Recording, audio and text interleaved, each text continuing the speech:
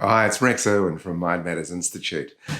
I wanted to talk about leadership, running a business, being a leader in an executive position, uh, and what is required to be able to gain the trust and respect and motivation, inspiration from the people that support you, your team. A consistency of emotional management is incredibly important.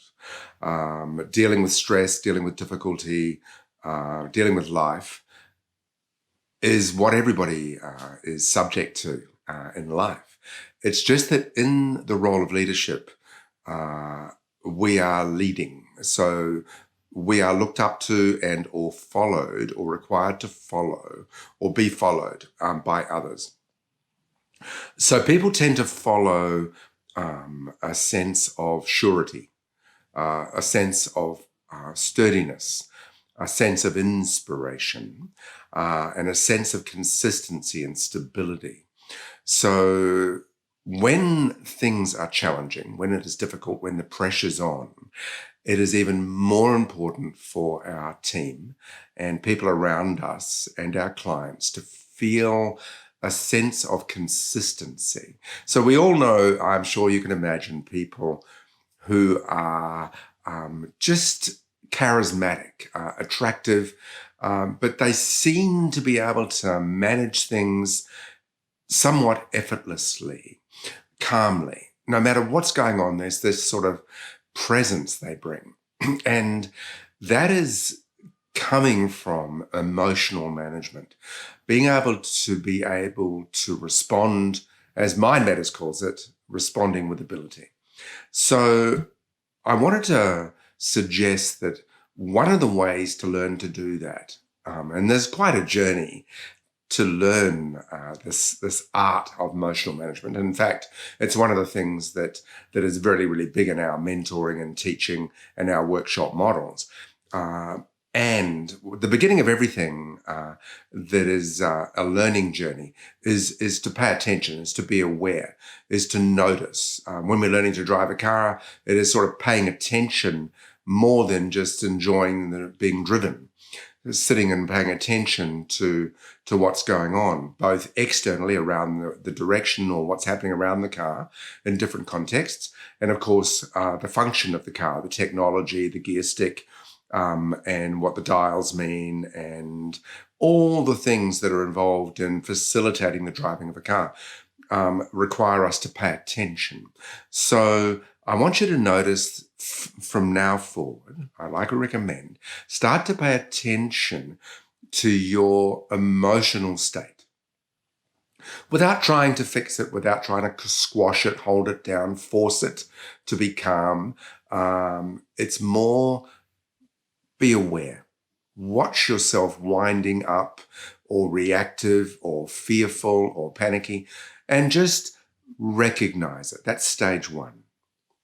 After that is learning how to develop, cultivate a way of perceiving or seeing the world from that predisposition of calmness or proactivity. We get the best results as humans when we are able to proactively respond to life. I want you to notice that when I say proactively respond, it is being still in the storm. It is being able to notice what's going on, even if it's trepidatious, anxiety-provoking, worrying, concerning, uncertain, is to look and say, what's happening here? Number one, calibrate, pay attention. Number two, what outcome are we driving for here? What do we actually want to have happen, even though something might have gone wrong? And then aligning our state of emotion with the perceived outcome coming true. So recognizing, what do I actually want? What are we actually driving for here? What's the result we're looking for? Then logging onto that. And then because the brain can imagine, logging on as if that's taking place. That puts us in a state of anticipation and inspiration in a difficult situation. Because the brain, the human brain, as you would learn with our journeys, is capable of like simulating a scenario in advance, even though it might not be the immediate situation. So we can imagine it for what we want and then tune into that. So if we walk into a group of our executives or a team or a colleague who is in disrepair, panic, worry, something's happened, and look and go, notice their state, notice what's going on.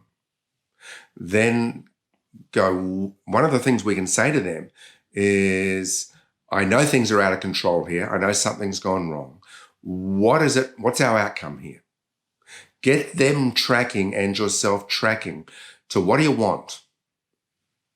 And then put your attention on that and go, okay, that's the state, that being true, that coming true, that evolving, that result in your imagination will elicit the emotional response as if in your nervous system. With practice, we become outcome focused. So we start to build a way of being that is in that anticipatory state of expectation and results driven. So in other words, we're experiencing the win before the win. So when we're on a bike in a race, when we're running in a race, when we're sailing in a race, when we're in a sports game, our attention is on the elation and joy of winning it. We're already winning it in our mindset. So no matter what goes on in the immediate environment, no matter what goes wrong, we're a bit down in the game, our results are a bit below, we're a bit behind in the race, our attention's on the state of winning, the attention's on the winning outcome. Then the emotion, the state of adrenaline, the biochemistry in our body will align automatically with that state. That's the practice. So then we respond to the problem, the obstacle, from that state of anticipating success. As you notice that, look at the result of the alternative of panicking, going into it's going to go wrong, what if everything falls over, and going into that drama or anxiety, worry, fear, uncertainty, and elicit those emotions, those responses, and then run around and you'll find knee-jerking, panicking, blame, and avoidance and all of the story that, and then you look at the inevitable result of that, and it's not going to get to the winning line as constantly or effectively as the proactive response. So just keeping that in mind today, notice that, how am I responding? And right now, just notice your state.